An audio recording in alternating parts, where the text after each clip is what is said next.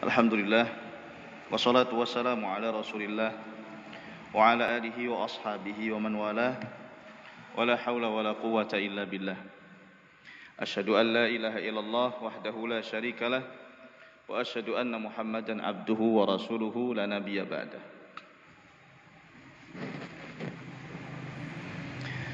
Jamaah salat maghrib yang dirahmati oleh Allah. Ini undangan mendadak. Jadi sore tadi sekitar jam 4:30 Ustaz Abdul Qudus telepon saya, materinya nggak ada. Terus tak hubungi antum. Biasanya kalau pekan kelima itu dari luar Pare. Alhamdulillah saya juga dari luar Pare, cuma tetangga dekat, tapi luar Pare juga. Nah, saya bilang ke beliau, bahas apa Ustaz? Orang ini juga mendadak waktunya. Wis khutbah antum kemarin dilanjutkan. Khutbah apa? Itu tentang politik syar'i itu seperti apa. Baik, insyaallah. Jadi kita akan bahas tentang aturan syariat dalam bernegara itu seperti apa. Sebelumnya saya sampaikan, ini supaya jenengan faham dulu, saya ini S2 Hukum Islam. Dan saya betul-betul paham masalah ini. Saya pelajari ini cukup lama. Ada beberapa kitab yang bisa kita jadikan rujukan untuk belajar tentang politik Islam, baik itu politik dalam negeri ataupun luar negeri. Seperti untuk politik dalam negara, aturan-aturan dalam negara, undang-undang segala macam, itu bisa kita merujuk kepada kitabnya Syekhul Islam Ibnu Taimiyah. Judulnya adalah As-Siyasah Asy-Syar'iyyah fi Islahir Ra'i war Ra'iyyah. Siyasah Syar'iyyah fi Islahir Ra'i dan Ra'iyyah. Satu jilid kitab ini dan sangat bermanfaat insyaallah kalau kita baca, terutama bagi yang pengen tahu undang-undang di dalam negara itu seperti apa sih di negara Islam itu. Dan seperti apa dulu ya para khulafa kita memerintah negara-negara Islam. Yang kedua, yang paling populer, dikaji di mana-mana, bahkan para misionaris Kristen dulu sekitar tahun 1853 ya dari Jerman dicetak kitab ini dalam bahasa Inggris. Ya. Judulnya adalah Constitution of Politicia. Ya. Dalam bahasa Arab Al-Ahkam As-Sultaniyah, ditulis oleh Al-Imam Abul Hasan Al-Mawardi Asy-Syafi'i rahimahullah. Ahkam Sultaniyah, sangat populer sekali. Dan ini lengkap, mulai dari politik dalam negeri sampai luar negeri ada di situ semua. Sampai polisi itu seharusnya bagaimana ditulis oleh Imam Al-Mawardi. Ada polisi amar ma'ruf nahi mungkar, bukan cuma polisi yang kita ketahui seperti biasa ini. Kemudian ada kitab Al-Amwal yang ditulis oleh Abu Yusuf Al-Qadhi, mengatur tentang bagaimana mengatur ekonomi di dalam negara. Itu juga ditulis oleh Abu Yusuf Al-Qadhi. Kemudian Izzuddin bin Abdus Salam, ada beberapa ulama yang nulis kitab yang sama. Al-Imam Ibnul Qayyim juga menulis tentang masalah yudikatif di dalam negara. Nama kitabnya At-Turuq Al-Hukmiyah, At-Turuqul Hukmiyah. Jadi kan kita tahu kalau bernegara itu ada 3 kekuasaan utama ya. Ada yang namanya yudikatif, ada legislatif dan ada eksekutif. Ini dari Islam sudah sejak awal sudah ada. Ya, kalau politik-politik yang lain itu baru kenal ini belakangan 100-200 tahun, ini Islam sudah 1400 tahun yang lalu sudah ada. Dan dulu yang nangani satu orang. Siapa? Ya Nabi kita Muhammad sallallahu alaihi wasallam. Dan legislatifnya Islam itu bukan buatan manusia, tapi langsung turun dari langit. Allah Subhanahu wa taala langsung yang ngatur melalui Al-Qur'an dan hadis Nabi sallallahu alaihi wasallam. Hadis Nabi bukan wahyu. Ya. Tolong dipahami, hadis Nabi itu bukan wahyu secara langsung, enggak seperti Al-Qur'an. Kalau Al-Qur'an Rasulullah SAW mau sampaikan, nunggu dulu turun dari langit. Kalau hadis enggak seperti itu. Hadis itu wahyu, tapi sifatnya adalah ikrar, wahyu ikrari istilahnya. Jadi Rasulullah SAW nanti menentukan, kalau salah ditegur sama Allah Subhanahu wa Ta'ala. Nah, itu makna wahyu ikrari. Ya, jadi bukan ketika Nabi SAW setiap kali ngomong itu turun wahyu dari langit, enggak seperti itu. Kalau begitu lama, enggak beres-beres urusan. Nah, ini perlu kita ketahui. Jadi legislatifnya dulu begitu. Dulu enggak ada majelis DPR, Pak. Ya, langsung Nabi SAW. Beliau turun wahyu dari langit, beliau memutuskan, beliau menjadikan beberapa sahabat sebagai hakim, ya, dan itu pun mereka diberi kuasa oleh Nabi SAW untuk berijtihad. Jadi itu ijtihad itu adalah pokok daripada siasah asy-syar'iyyah, politik syar'i. Nah, ijtihad itu seperti apa? Ini panjang kalau kita bahas. Nanti saya akan bacakan konsepnya saja, seperti yang saya sampaikan dalam khutbah Jumat kemarin. Ya, tapi insya Allah kita lebih rinci sedikit. Kemudian yang jadi hakim di yudikatifnya siapa? Ya Nabi SAW langsung, dibantu dengan beberapa sahabat. Kalau ada sengketa, mereka datang kepada Nabi kita Muhammad SAW, baik itu masalah peperangan, masalah harta, kemudian masalah pernikahan, masalah perceraian, masalah ibadah, dan semuanya diatur jadi satu di situ. Sedangkan aturan politik yang lain itu ngaturnya cuma kehidupan sekuler. Jadi benar-benar dipisah agama dan juga aturan negara. Sekuler itu bukan ajaran Islam. Yang pertama kali sekuler ya orang-orang Nasrani. Orang-orang Roma dulu, orang-orang Romawi, mereka tidak mendapatkan apa yang mereka pertanyakan di dalam Injil, di dalam ajaran Nasrani. Akhirnya banyak orang kecewa dengan gereja ini. Bahkan gereja itu membatasi, enggak boleh orang belajar itu terlalu pintar, itu enggak boleh di gereja itu. Akhirnya masyarakat buat aturan, da'ma lillahi lillah wa ma liqaisar liqaisar. Udahlah, urusan Allah biar Allah yang ngurus, urusan kaisar ya biar kaisar yang ngurus. Nah, dipisah. Islam enggak begitu, semuanya diatur. Agama, ibadah, ya, adat istiadat, akad-akad, muamalat, semuanya diatur di dalam Islam. Kemudian yang memimpin langsung juga Nabi kita Muhammad sallallahu alaihi wasallam. Jadi Rasul sallallahu alaihi wasallam adalah seorang figur yang komplit. Kalau kita mau belajar tentang tadi legislatif, yudikatif dan juga eksekutif, itu semuanya ada pada diri Nabi kita Muhammad sallallahu alaihi wasallam. Tidak usah jauh-jauh. Jadi kalau kita belajar politik, kita belajar sama pemimpin dunia ini.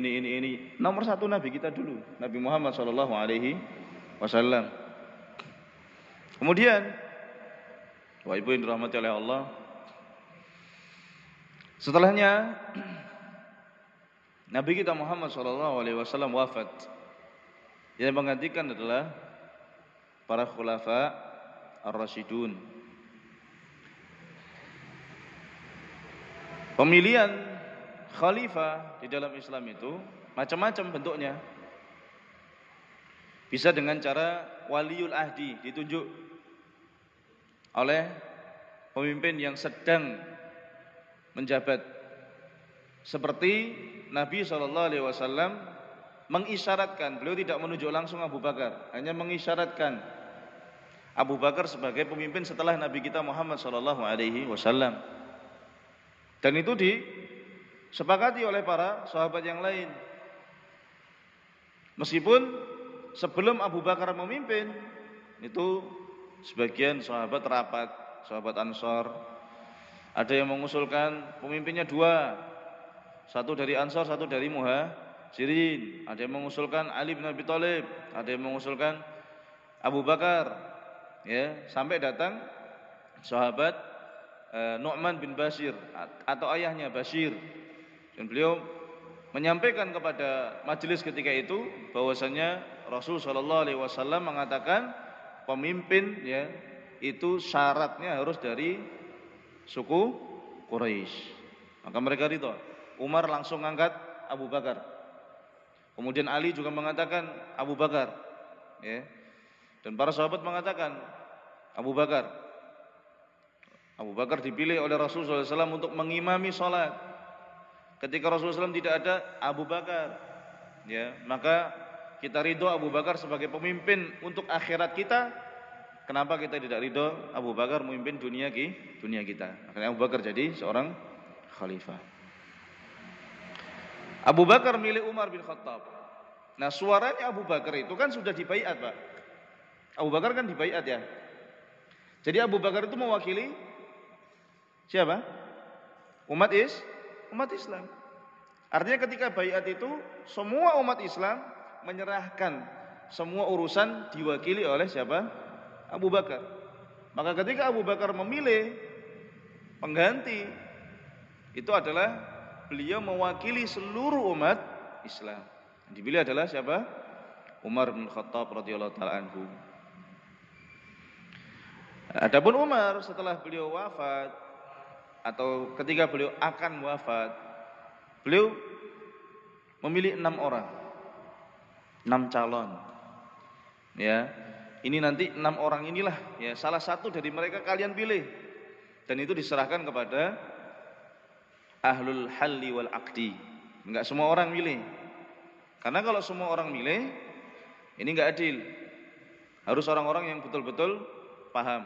Dan Imam Al-Mawardi menyebutkan pemilih yang berhak untuk menyuarakan suaranya itu ada 3 syaratnya, ya. Tapi sini kita enggak akan bahas itu. Kelamaan, itu banyak nanti syarat-syaratnya. Intinya ahlul halli wal aqdi itulah orang-orang yang pantas untuk memilih. Karena kalau kita samakan suara, nanti ini enggak adil. Bagaimana orang yang sudah belajar, pendidikannya tinggi, kita samakan dengan orang yang tidak belajar. Orang yang paham kita samakan dengan orang yang tidak paham. Ini tidak adil. Ya, makanya untuk memilih itu ada majelisnya sendiri. Dan negara kita sempat seperti itu. Nah, akhirnya keluarlah nama Utsman ibnu Affan radhiyallahu taala anhu. Setelah Utsman wafat, dibunuh oleh orang-orang Khawarij, ya, tangan beliau putus, kepala beliau dipenggal sama orang Khawarij. Dan itu sebuah tragedi, ya, yang menyedihkan, di mana pertama kali seorang khalifah dibunuh oleh orang yang ngaku-ngaku Islam, mengaku Islam. Kalau Umar dibunuh oleh orang Majusi, ya, Abu Lu'lu' al-Majusi. Nah, setelah Utsman wafat, ini yang diangkat adalah Ali. Kemudian setelah Ali wafat, dibunuh oleh siapa? Abdurrahman bin Muljam. Ya. Ketika itu tahun 39 Hijriah, dan itu kacau, perang terjadi, perang saudara 2 kali, ya. Perang Jamal dan juga perang Siffin. Tahun 37, 38, tahun 39, siapa namanya? Abdurrahman Ibnu Muljam ini, dia tidak terima karena teman-temannya orang Khawarij dulu, ya, ditumpas oleh Ali bin Abi Thalib. Dia ngajak orang, dia nikah dengan perempuan Khawarij juga, namanya Qatam ibnu Sajah, bintu Sajah. Dan wanita ini minta maharnya adalah bunuh Ali bin Abi Thalib. Bunuh Ali bin Abi Thalib. Ini perempuan ini minta maharnya itu. Dan kebetulan dia memang dendam dengan Ali bin Abi Thalib. Dia ngajak 2 orang, membunuh 3 orang targetnya, Pak. Yang pertama Ali bin Abi Thalib, yang kedua Amr bin al-As di Mesir, yang ketiga di Syam, di Damaskus, Muawiyah bin Abi Sufyan. Ali dibunuh, dan yang bunuh Ali itu baca Quran, hafal Al-Quran. Makanya hafal Quran bukan jaminan. Kalau tidak paham, bahaya. Ali terbunuh, ditebas kepalanya sini. Sampai darah-darah beliau mengalir ke jenggot-jenggot beliau. Amr bin As selamat karena beliau sedang sakit, tidak mengimami sholat, digantikan oleh orang lain, ya. Dan yang menggantikan ini dikira itu Amr bin As, ditusuk, meninggal. Muawiyah juga sama, ditusuk, tapi beliau sembuh, ya, tidak meninggal. Yang meninggal hanya satu, yaitu siapa? Ali bin Abi Thalib. Jadi target 3 ini yang meninggal Ali bin Abi Thalib. Nah, makanya ini mihrab ini pertama kali yang nyuruh Muawiyah. Ya. Kenapa dibikin mihrab? Supaya imam itu aman. Situ dijaga di belakangnya. Dijaga di belakangnya. Dulu gitu, Pak, sejarahnya. Jadi mihrab di zaman Nabi tidak ada. Nah, ini supaya imam aman dijaga. Ya. Nah, setelahnya terjadi, nah ini mulai diwariskan, sudah berubah menjadi monarki setelah itu. Muawiyah memimpin, masih Muawiyah, Hasan bin Ali bin Abi Thalib serahkan kepada Muawiyah.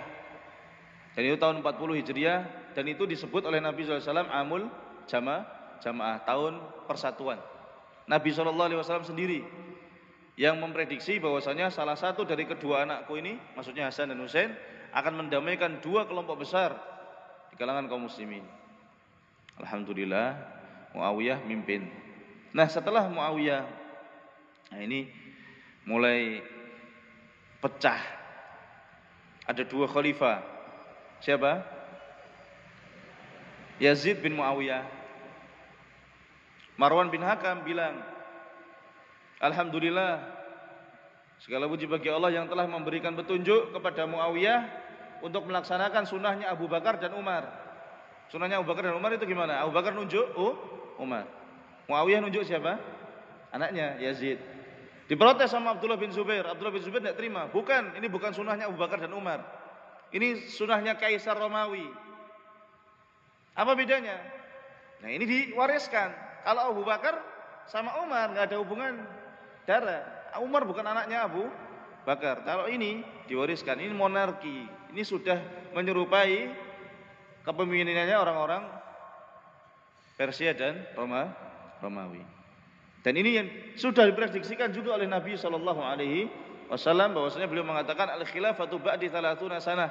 Khilafah ala minhajin nubuwah 30 tahun kata Nabi. Kemudian akan terjadi kerajaan-kerajaan yang saling menggigit.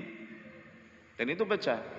Abdullah bin Zubair mendeklarasikan diri sebagai khalifah di Madinah, Hijaz, Yaman, Mesir.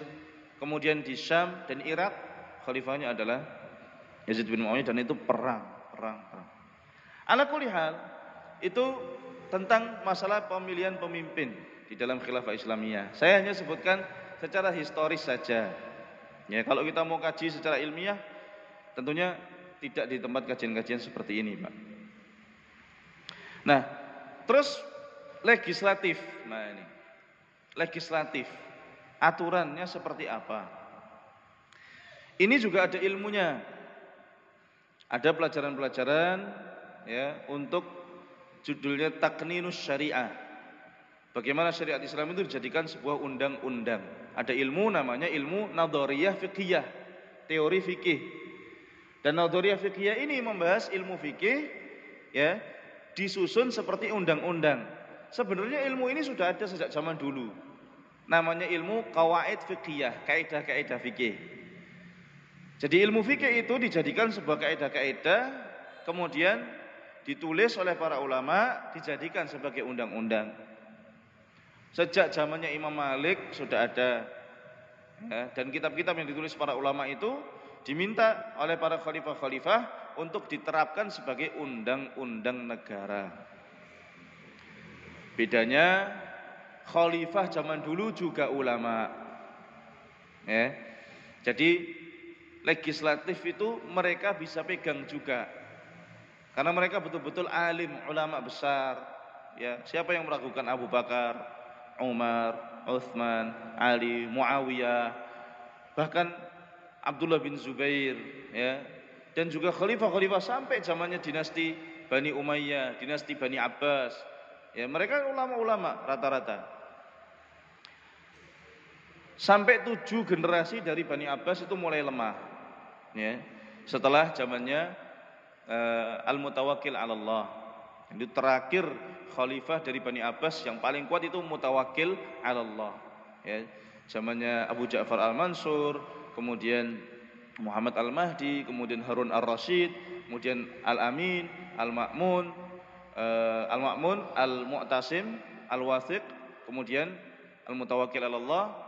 Nah, sudah setelahnya itu lemah-lemah semua anak-anak dari Bani Abbas. Nah, ini kalau kita tahu secara historikal, kita akan tahu sebab-sebab kejayaan umat Islam dan kelemahannya apa nanti. Ya. Nah, intinya adalah mereka itu memandang aturan Islam secara keseluruhan, dan ini ada di dalam ilmu maqasid syariah. Ilmu maqasid syariah. Nah, di antara kitab yang paling matang membahas masalah ini kitab ini, Pak. Ini yang saya bawa sekarang. Ini namanya kitab Al-Muwafaqat. Al-Muwafaqat ini 4 juz. Yang saya punya ini 6 jilid. Ya, karena ada ulasan-ulasan dan juga penelitian-penelitian ulama-ulama lain. Ini ditulis oleh Al-Imam Abu Ishaq Ibrahim bin Musa Asy-Syatibi rahimahullah. Beliau adalah seorang ulama yang hidup di Spanyol, Cordoba. Ya. Dulu Cordoba itu kerajaan Islam. Ya. Yang membawa ke sana itu dari Afrika Utara, yaitu panglima Islam namanya Tariq bin Ziyad, ya, ditemani oleh beberapa panglima-panglima yang lain, dan yang mengajari Tariq bin Ziyad itu namanya Musa bin Nusair. Musa bin Nusair. Tariq bin Ziyad itu sukunya namanya suku Barbar. Kalau kita sering dengar kata barbar zaman sekarang itu konotasinya negatif, ya, digunakan untuk orang yang nggak tahu aturan, digunakan untuk orang yang gerusa-gerusu. Oh, ini barbar orang ini, gitu kan? Barbar itu nama suku. Bahasa lainnya Amazik, dan sampai sekarang masih ada orang-orang Aljazair. Kalau pemain bola jenengan tahu Zainuddin Zidane, Karim Benzema, nah itu ada darah-darah Amazik dan mereka pakai bahasa Arab. Dulu itu mereka paling sulit untuk ditaklukkan, ya. Kemudian Musa bin Nusair setelah mikir kenapa panglima-panglima sebelumnya kok kalah terus, sudah ditaklukkan, balik lagi, murtad lagi. Akhirnya beliau paham, ini harus ada pendidikan. Nah, jihad zaman dulu itu bukan cuma menguasai daerah, tapi bagaimana membudayakan Islam. Masjid 5 tahun program pendidikan di situ. Beliau panggil ulama-ulama dari Irak, dari Syam untuk ngajar di masjid-masjid di daerah Afrika Utara dengan menyiapkan kader-kader panglima-panglima Islam dari bangsa itu sendiri. Muncullah seorang yang ketika itu dijadikan panglima, namanya siapa?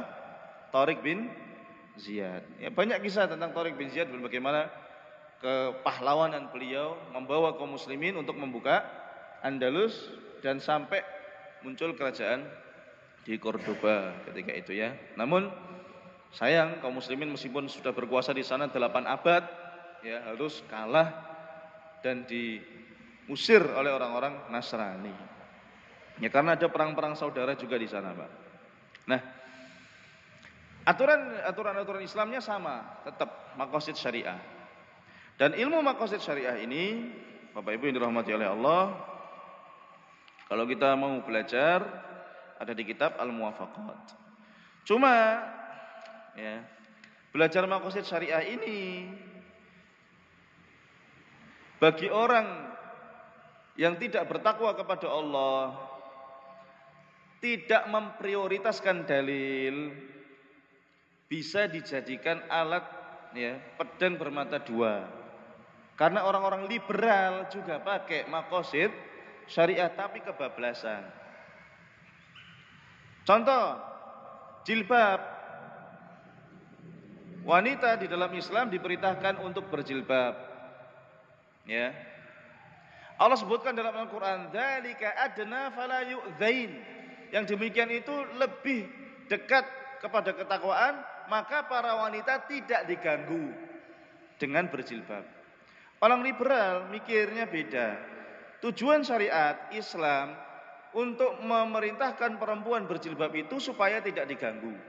Mereka mikir gini, berarti kalau perempuan sudah aman, nggak usah pakai jilbab. Nah ini bahayanya belajar maqasid syariah tapi tidak memprioritaskan dalil.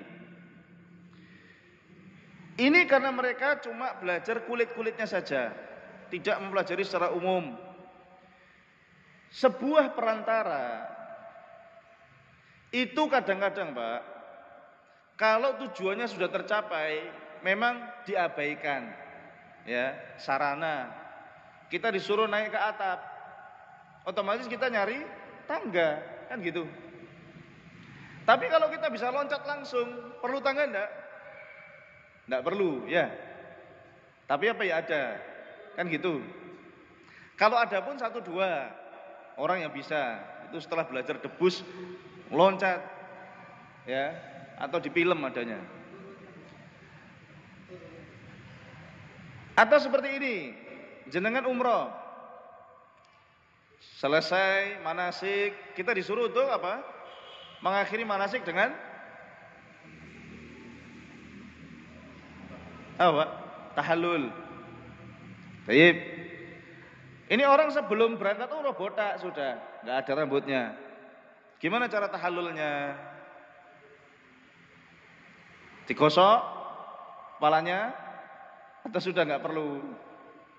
Sebagian ulama mengatakan tetap pakai pisau cukur, dilewatkan kepalanya begini, meskipun nggak ada rambutnya.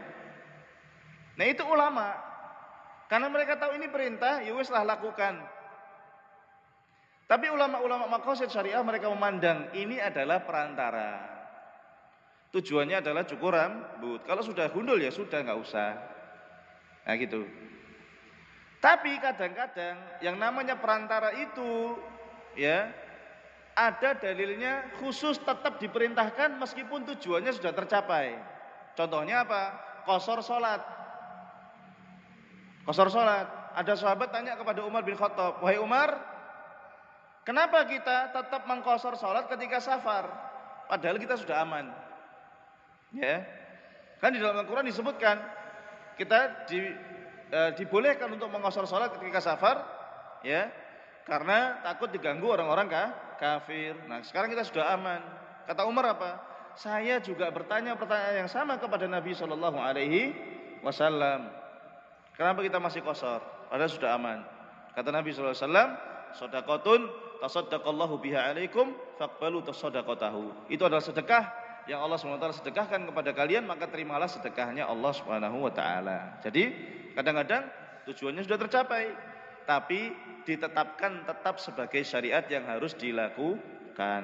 Dan Rasulullah SAW tidak pernah sekalipun, ya, safar dan tidak mengqashar. Ada satu hadis dari Aisyah yang mengatakan bahwasanya Nabi SAW tidak qashar, tapi itu cuma satu hadis. Jadi hadis yang lain mengatakan Nabi SAW selalu qashar ketika safar. Nah, ini yang kadang-kadang kalau orang liberal belajar maqasid syariah bahaya, karena mereka malas ngafalkan dalil.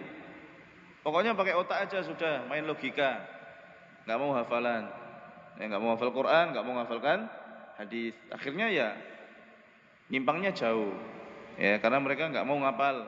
Pokoknya tujuan utamanya ini, salat tujuan utamanya apa? Doa, mengingat Allah Subhanahu wa taala. Ya berarti kalau sudah ingat Allah, enggak usah sholat. Itu terjadi, Pak. Dan ini terjadinya di kampus-kampus Islam. Justru para akademisi Islam yang melakukan itu. Karena itu tadi, ya, terlalu bebas, ya. Berpikirnya liar, ya, tidak pakai dalil. Nah, di dalam Islam maqasid syariah ini, ya, dijelaskan oleh Al-Imam Asy-Syatibi rahimahullah terbagi menjadi 4. Yang pertama yang harus kita tahu adalah Allah SWT membuat aturan. Yang kedua, Allah SWT telah membuat cara atau sarana bagaimana aturan ini dipahami. yaitu dengan bahasa Arab.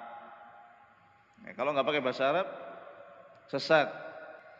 Yang ketiga, Allah Subhanahu wa taala bebankan aturan ini kepada dua makhluk, yaitu manusia dan jin. Ya, apa dalilnya? Jin juga termasuk umatnya Nabi Muhammad SAW. Silakan dilihat surat Al-Jin. Mereka mendengarkan Al-Quran dan banyak jin masuk Islam. Ya, ada di pelajaran sirah jin Nasibin namanya. Jin daerah Nasibin itu masuk Islam berbondong-bondong, datang kepada Nabi SAW menyatakan masuk Islam. Yang keempat, Allah SWT menentukan siapa yang dibebani, siapa yang tidak dibebani. Secara umum manusia dibebani, tapi aturan-aturan tersebut nanti ada yang namanya orang yang balik, ada anak kecil, ya dibebaninya seperti apa. Nah, nanti ada hukum yang berkaitan dengan haknya Allah, ada yang hukum yang berkaitan dengan haknya manusia. Nah, kita urut satu-satu dulu. Allah Subhanahu wa taala membuat aturan, dan itu untuk memelihara 5 hal. Yang pertama adalah menjaga agama, memelihara agama. Yang kedua memelihara jiwa manusia. Yang ketiga memelihara akal manusia. Yang keempat memelihara harta manusia. Dan yang kelima memelihara keturunan manusia. Udah 5 ini. Inti daripada aturan di dunia ini ya 5 ini. Dan semua hal-hal yang lain kembalinya ke 5 ini. Saya ulangi, yang pertama menjaga agama. Yang kedua jiwa manusia. Yang ketiga akal manusia. Yang keempat harta manusia. Dan yang kelima keturunan manusia. Baik. Kemudian Allah Subhanahu wa taala menjadikan 5 poin ini 3 tingkatan, 3 level kekuatan, 3 level prioritas. Prioritas yang pertama disebut dengan maqasid daruriyah, tujuan-tujuan darurat. Yang kalau tidak terpenuhi akan menyebabkan berhentinya kehidupan atau rusaknya kehidupan. Seperti meninggal, mati, atau misalkan kalau jiwa ya, berhubungan dengan jiwa, itu anggota tubuh kita tidak berfungsi, atau putus tangan kita misalkan, ya rusak pokoknya kehidupan kita, itu masuk ke kategori darurat. Tapi ada rincian-rinciannya. Ya ini secara umum saja saya gambarkan. Level kedua, prioritas yang kedua itu hajat namanya, darurat hajat. Hajat ini kalau tidak terpenuhi tidak menyebabkan kita berhenti kehidupan. Hidup tetap kita, tapi berat. Contohnya apa? Pakaian misalkan. Dalam menjaga jiwa manusia, pakaian termasuk hal-hal yang bisa menjaga hidup manusia. Orang hidup nggak pakai baju bisa, tapi berat hidupnya. Dingin, panas, ya Pak. Ya, kuman, bakteri, ya kan? Dan seterusnya. Berat sekali. Zaman sekarang bisa kita masukkan misalkan listrik, jual beli, transportasi, ya itu masuklah zaman sekarang. Dan prioritas yang paling bawah namanya tahsiniyat, pelengkap-pelengkap. Contoh tadi orang pakai baju, disunahkan bajunya warna putih. Nah ini termasuk pelengkap. Kalau nggak punya warna putih, ya yang penting nutup aurat. Ya, ini contoh dalam ibadah. Nah, jadi ada level yang prioritas paling tinggi adalah darurat. Kadang-kadang saya bahasakan primer, tapi kadang-kadang kurang tepat juga primer. Nanti dipahami kayak kita belajar ekonomi ada kebutuhan primer, ada kebutuhan sekunder, kebutuhan tersier. Bukan seperti itu. Ya, darurat, hajat dan tahsiniyat. Nah, di dalam mengatur 3 prioritas ini, Allah Subhanahu wa taala membuat aturan itu dari 2 sisi. Yang pertama menjaga eksistensinya, yang kedua ya, mencegah hal-hal yang merusak. Eksistensinya dijaga. Yang kedua, hal-hal yang merusak dihukum. Nah, untuk menjaga eksistensi 5 poin ini, kalau kita belajar fikih sudah komplit di situ, sudah komplit semuanya sudah ada. Memelihara agama itu dengan ibadah. Ibadah. Karena agama adalah hubungan vertikal antara manusia dengan Allah Subhanahu wa taala. Gimana caranya menjaga hubungan dengan Allah Subhanahu wa taala? Ini penting dalam kehidupan. Kalau tidak ada motivasi agama, ya masyarakat rusak. Dunia motivasi utamanya. Bisa baca surat Al-Ma'un. Itu contoh. Orang kalau nggak punya motivasi agama, contohnya surat Al-Ma'un, Pak. Ya. Ara'aital ladzi yukadzibu bid-din. Tidakkah kau lihat orang yang mendustakan din? Apa din? Bisa kita artikan agama atau hari pembalasan. Apa yang dilakukan orang yang tidak mengurusi agama? Fadzalikal ladzi yad'ul yatim. Mereka adalah orang-orang yang menyia-nyiakan anak yatim. Kenapa anak yatim disia-siakan? Karena motivasi agamanya tidak ada. Antum ngurusi anak yatim apa untungnya? Kalau punya motivasi dunia, oh nanti anak yatim ini saya pelihara, kalau sudah besar akan saya pekerjakan untuk cari uang. Paling itu motivasinya. Kalau tidak ada motivasi itu, tidak ada. Jamu anak yatim males. Tapi kalau bos datang, oh jamuannya mewah. Padahal ini bos orang kaya. Karena apa? Bos itu bisa naikkan pangkat. Anak yatim tidak bisa. Kecuali anak yatim ini buat pencitraan misalkan. Mau pemilu misalkan anak yatim disantuni. Ayo peduli masyarakat. Ya dunia lagi. Paham Pak ya? Wala yahuddu ala ta'amil miskin, dan tidak menganjurkan dirinya sendiri dan orang lain untuk memberi makan orang-orang miskin. Apalagi sholat, ya sudah lewat. Ya, ibadah-ibadah yang lain lewat. Ini ibadah yang sosial ini masih ada benefitnya lah untuk dunianya dia. Itu pun mikir-mikir gitu, milih-milih. Ya, momen-momen tertentu saja. Apalagi yang urusannya murni akhirat. Nah ini contoh. Jadi motivasi dunia penting. Orang itu menjadi baik, ikhlas ya karena dia punya agama. Dia percaya akan dibalas nanti di akhirat oleh Allah Subhanahu wa taala. Ada pahala, ada dosa, ada surga, ada neraka. Akidah. Yang kedua, jiwa manusia dan akal manusia ini masuk bab adat menurut Imam Syatibi, masuk bab adat. Seperti apa adat itu?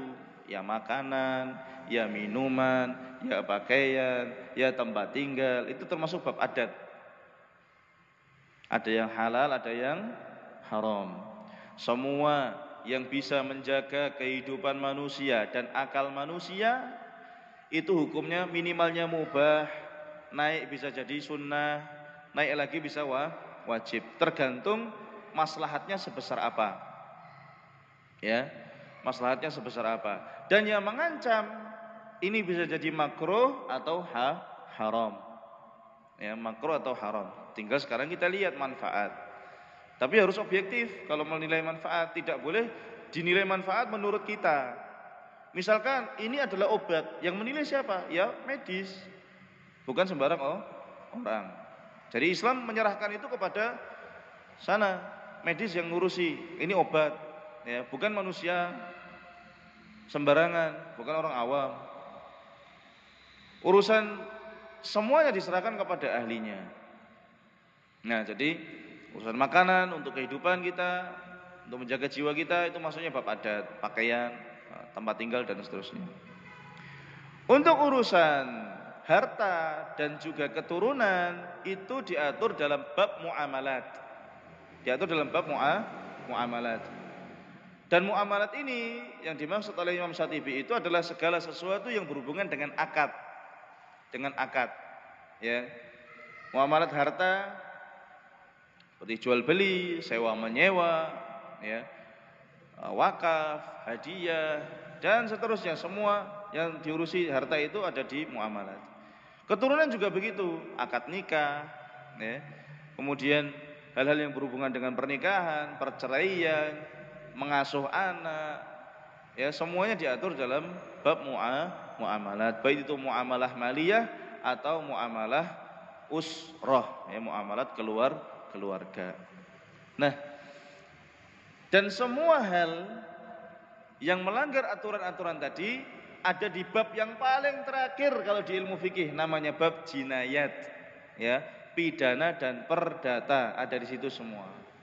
Nanti di situ diatur hukum, maksud saya hukum orang yang dihukum artinya sanksi, ya. Itu ada sanksi yang sudah ditentukan oleh Allah Subhanahu wa taala, namanya hudud, had, hukuman had, ya. Zina, kalau sudah pernah menikah dirajam, kalau belum pernah menikah diapakan, Pak? Dicambuk 100 kali dan diasingkan 1 tahun. Kata Imam Malik, diasingkan bagaimana? Di penjara. Karena kalau dilepaskan enak dia. Penjara 1 tahun. Ya. Kalau mencurinya sampai nisab, ya, 1/4 dinar, potong tangan.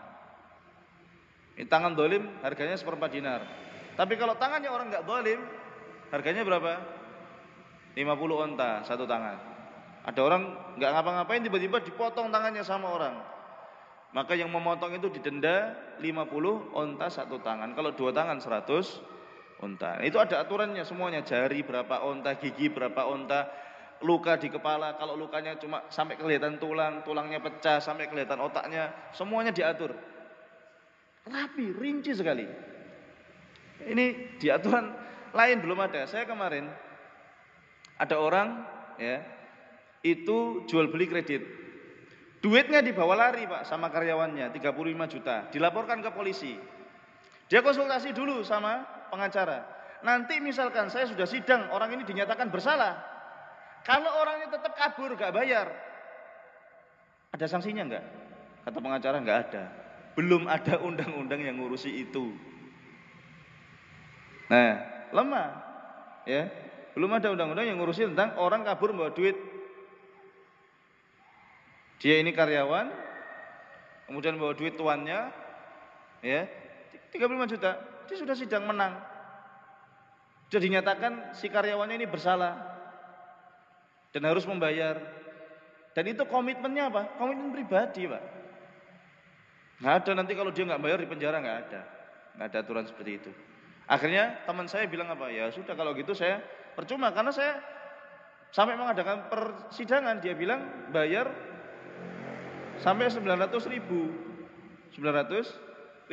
Tapi kalau yang sudah dituntut ini nggak bayar, ya sudah lepas.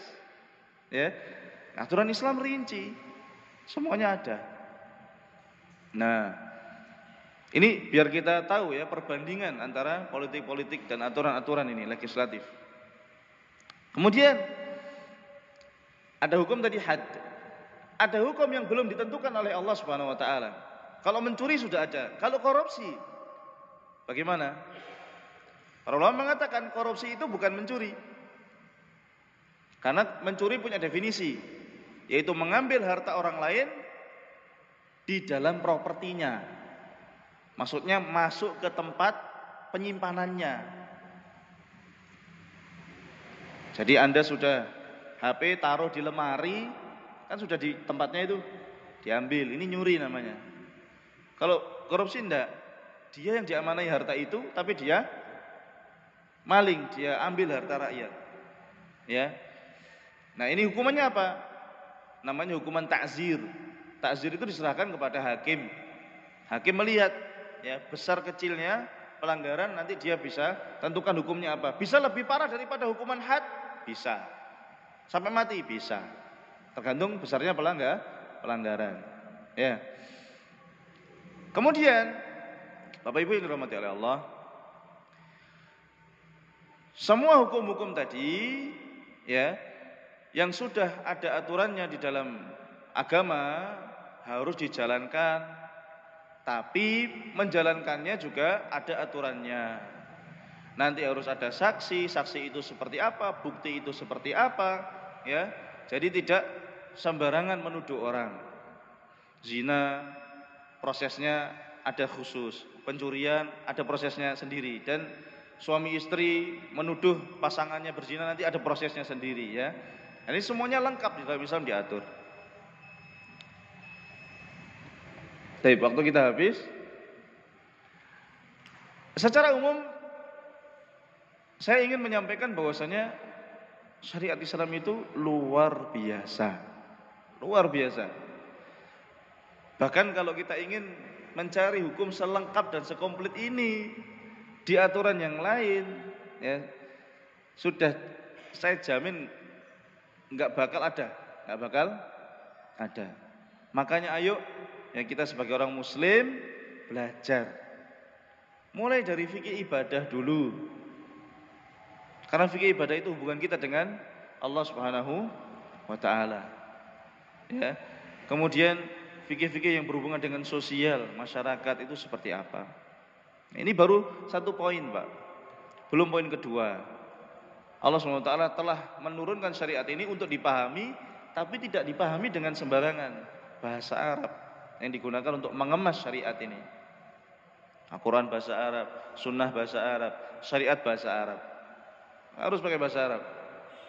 Kalau nggak pakai bahasa Arab, nggak bisa. Karena memang bahasa ini sengaja dipilih oleh Allah SWT karena teliti sekali.